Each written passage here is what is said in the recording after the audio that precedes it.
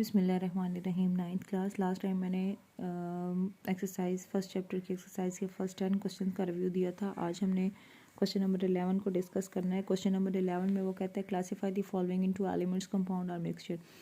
बहुत सारी सब्सटेंसेस उनके नाम उसने लिखे हुए, इनमें से हमने हर कैटेगरी को अलग अलग सेपरेट कर देना है। तो इस तरह का क्वेश्चन ज़्यादातर MCQ में आता होता है।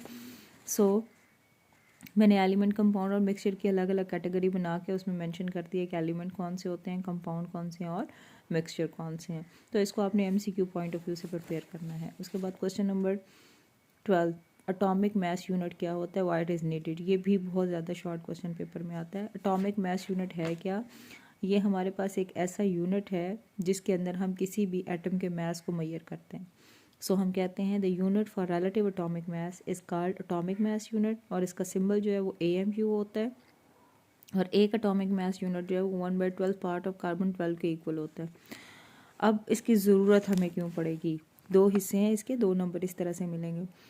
The mass of an atom is too small to be determine. Atom का मास इतना छोटा होता है कि उसको हम मेजर नहीं कर सकते। हम क्या करते हैं, बहुत सारे एलिमेंट के जो मासेस हैं उनको मेजर करने के लिए एटॉमिक मास यूनिट जो है वो यूज़ करते हैं। क्वेश्चन नंबर 12 था। क्वेश्चन नंबर 13 में वो कहते हैं state the number, nature and name of the substance form by containing the following. अच्छा, ये क्वेश्चन भी, क्वेश्चन नंबर 13 जो है ये भी हमारे पास MCQ में आने वाला है। वो कहते हैं कि कुछ एलिमेंट, कुछ चीज़ें हैं जिनकी नेचर आपने बतानी है कि वो किस किस्म की होगी, लाइक जिंक और कॉपर। तो इसको भी मैंने जो है वो इस तरह से कैटेगरी बना ली है। इसमें याद करना हमारे लिए जो है वो आसान हो जाएगा। जिंक और कॉपर जो है वो अलॉय है और इसको हम मिक्सचर कहते हैं। और ये एक्वा सोल्यूशन ऑफ शुगर जो है, वाटर एंड शुगर, वो हमारे पास एक्वा सोल्यूशन ऑफ शुगर है।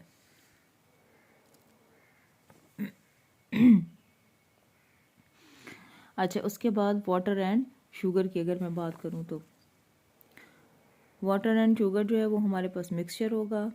और एल्युमिनियम एंड सल्फेट जो है ये हमारे पास कंपाउंड्स हैं दोनों, क्योंकि जब इकट्ठे हो जाएंगे तो ये बन जाएगा एल्युमिनियम सल्फेट।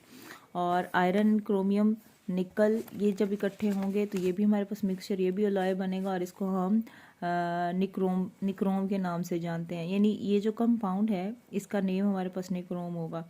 ये जो कंपाउंड है इसका नेम हमारे पास एल्युमिनियम सल्फेट होगा।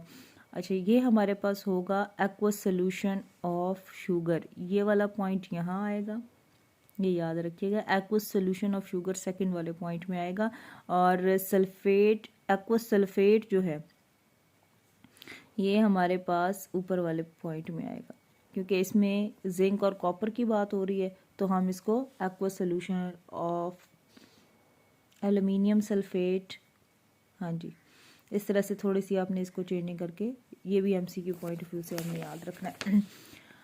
अच्छा, उसके बाद differentiate between molecular mass and formula mass. Which of the following have molecular masses and formula mass. कुछ कंपाउंड उसने दिए हुए, इनमें से हमने मॉलिक्यूलर मास और फार्मूला मास को सेपरेट करना है। पहले हमें पता हो मॉलिक्यूलर मास क्या होता है। Sum of atomic masses of all the atom present in one molecule of a molecular substance is called molar masses. Molar masses, जैसे वाटर जो है उसका मोलर मैस 18 AMU है। Formula mass is the sum of atomic masses of all the atom present in one formula unit. सादा तरीन अगर मैं बात करूं तो आयनिक कंपाउंड जो है उनका जो फार्मूला होता है उसके मैस को कहा जाता है, उसके फार्मूला, आयनिक कंपाउंड के फार्मूला को कहा जाता है फार्मूला यूनिट।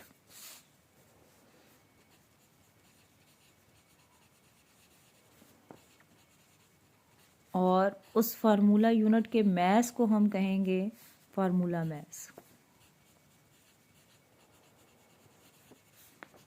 लाइक अगर मैं बात करूं NaCl की, NaCl जो है वो फार्मूला यूनिट है और इसका मैस अगर हम कैलकुलेट करें 23 + 35.5 that will be equal to 58.5। ठीक है, लेकिन जो मॉलिक्यूलर कंपाउंड्स होते हैं या कोवेलेंट कंपाउंड कह लें, आसान रहेगा हमारे लिए, जो कोवेलेंट कंपाउंड होंगे उनका जो फार्मूला होता है वो कहलाता है मॉलिक्यूलर फार्मूला। तो मॉलिक्यूलर फार्मूला का जो मैस है वो कहलाएगा मॉलिक्यूलर मैस। इसका जो मैस होगा वो कहलाएगा मॉलिक्यूलर मैस। जैसे वाटर, इसका अगर आप मैस कैलकुलेट करो 2 + 16 दैट विल बी 18। ठीक है, अब कुछ कंपाउंड्स उसने दिए हुए, उसमें हमने मेंशन करना है कि कौन सी चीज़ क्या है। इस केस में वाटर और H2SO4 ये दोनों मॉलिक्यूलर मैसेज हैं। बाकी NaCl और पोटाशियम आयोडाइड ये दोनों जो हैं वो फार्मूला मैस है।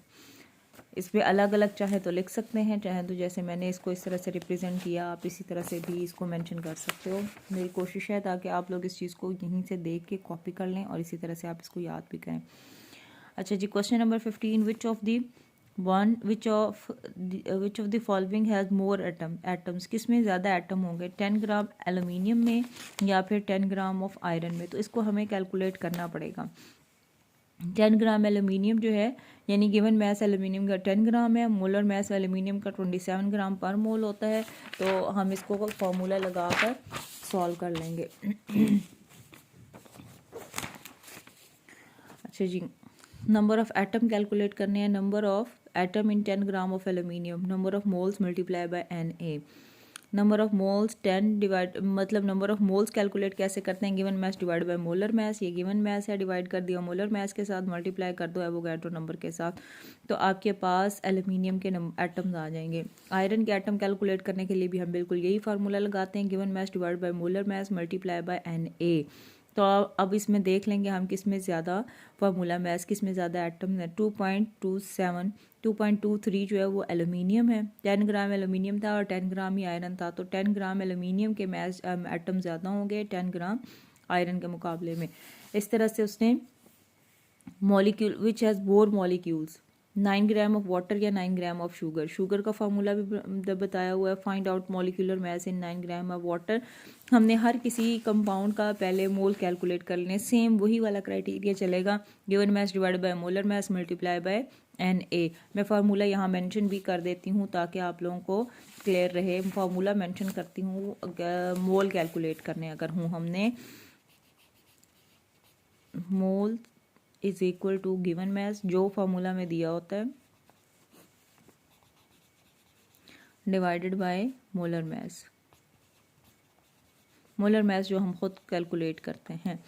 और अगर हमने एटम कैलकुलेट करने हैं या आयन कैलकुलेट करने हैं या मॉलिक्यूल कैलकुलेट करने हैं, तो मॉलिक्यूल के लिए हम फिर लिखेंगे molecule will be equal to mole multiply by Na। या तो आप डायरेक्ट मोल कैलकुलेट करके Na के साथ मल्टीप्लाई कर लें। Na की वैल्यू होती है 6.02 इंटू 10⁻23। या आप पहले मोल कैलकुलेट करके Na के साथ मल्टीप्लाई करें या direct given mass divide by molar mass लिख के इसके साथ ही Na कर लें, तो भी आपको कैलकुलेशन क्लियर हो जाएगी। सेकंड वाला जो न्यूमेरिकल है क्वेश्चन नंबर 16 का, उसके अंदर भी हमने सेम इसी तरह से लगा के देखा कि 9 ग्राम वाटर और 9 ग्राम शुगर दोनों में से किसके मॉलिक्यूल ज़्यादा हैं। सो हमारे पास 9 ग्राम वाटर जो है उसके मॉलिक्यूल 3.01 आ रहे हैं और जो शुगर है उसकी 1.58 आ रहे हैं। इसको कैलकुलेट करेंगे तो ये चीज़ क्लियर हो जाएगी। अच्छा, जिसके बाद है क्वेश्चन नंबर 17। ये जो दोनों न्यूमेरिकल हैं ये शॉर्ट क्वेश्चन में आ जाते होते हैं, इसलिए हमने इसको लाजमी प्रिपेयर। एक्सरसाइज का जो शॉर्ट क्वेश्चन में आने वाले न्यूमेरिकल्स हैं वो नहीं छोड़ने फ़िलहाल आपने, उसके बाद हम लॉन्ग न्यूमेरिकल्स की बात करेंगे। Which one has more formula unit, same वही वाला क्राइटेरिया लगाना है। पहले आप मोल कैलकुलेट करेंगे, फिर आप उसको मल्टीप्लाई कर दें Na के साथ, ये गिवन मैथ्स को फार्मूला मैथ्स के साथ मल्टीप्लाई करके Na के साथ मल्टीप्लाई कर दें। क्वेश्चन नंबर 17 के अंदर भी सेम क्राइटेरिया लगा के आपने बिल्कुल इसी तरह से कैलकुलेट कर देना है कि नंबर ऑफ़ मोल्स किस में ज़्यादा है, नंबर ऑफ़ यूनिट किसके अंदर ज़्यादा है। इसके बाद हम चलते हैं क्वेश्चन नंबर 18 की तरफ। क्वेश्चन नंबर 18 अगेन बहुत इंपॉर्टेंट शॉर्ट क्वेश्चन है। वो कहता है give this differentiation between homoatomic and heteroatomic molecules. Homoatomic और हेट्रोटॉमिक मॉलिक्यूल्स के दरमियान में डिफरेंशिएशन देनी है, दरमियान में लाइन लगाएंगे और उसके बाद आप इसको मेंशन करेंगे। याद रखें 9th क्लास जो कंपाउंड्स या जो क्वेश्चन डिफरेंशिएशन के फॉर्म में आ रहे हैं उनमें हमें डिफरेंस के फॉर्म में ही इसको लिखना पड़ेगा। अगला क्वेश्चन है in which of the following the number of hydrogen atom is more. तो सेम क्राइटेरिया वही है, किसके अंदर नंबर ऑफ हाइड्रोजन एटम ज़्यादा है और किसमें कम है। इस केस में तो वैसे भी जिसमें नंबर ऑफ मोल्स हमारे पास जितने ज़्यादा होंगे हमारे पास उतनी ही ज़्यादा चीज़ें जो हैं वो नंबर ऑफ हाइड्रोजन एटम्स भी ज़्यादा होते चले जाएंगे। सो लेट्स सी, देखते हैं। वो कहता है कि 2 मोल ऑफ HCl और 1 मोल ऑफ NH3। मैंने एक हिंट दिया है, 1 mole of substance contain as much number of moles of atom as in 1 molecule of substance. Molecule के मुकाबले में मोल्स के अंदर नंबर ऑफ एटम या नंबर ऑफ सब्सटेंसेस कोई भी चीज़ है तो वो ज़्यादा होंगे। So number of molecules of hydrogen in 1 mole of HCl 1 mole होगा, 2 है तो 2 मोल हो जाएंगे।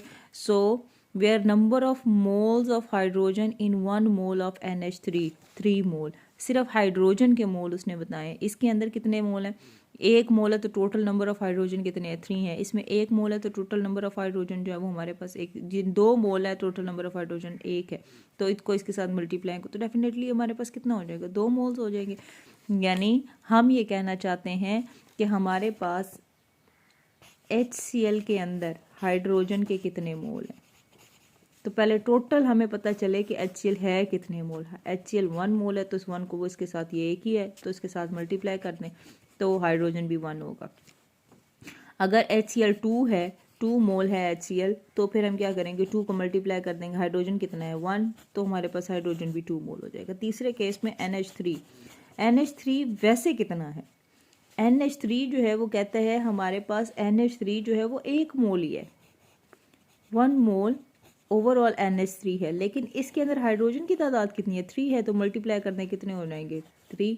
तो अब आप खुद देख लें, हाइड्रोजन HCl के मुकाबले में और अमोनिया के मुकाबले में किसके पास ज़्यादा नंबर ऑफ मोल्स होंगे। सो 1 mole of NH3 contain 3 mole of hydrogen and will have more hydrogen atom than 2 mole of hydrogen present in 2 mole of HCl। Clear? ये भी शॉर्ट क्वेश्चन बहुत ज़्यादा पेपर में आता है। यहाँ तक हमारे तमाम शॉर्ट क्वेश्चन फर्स्ट चैप्टर के कंप्लीट हो जाते हैं। एटलीस्ट एक्सरसाइजेस के तमाम आपको शॉर्ट क्वेश्चन आने चाहिए, स्पेशली जो न्यूमेरिकल्स कैलकुलेशन वाले हैं और इस तरह के जो न्यूमेरिकल जैसे क्वेश्चन नंबर 19 गिवन है। ठीक है जी, इसको आप क्लियर कर लें, उसके बाद हम क्वेश्चन नंबर चैप्टर नंबर 2 की तरफ आएंगे। Good luck.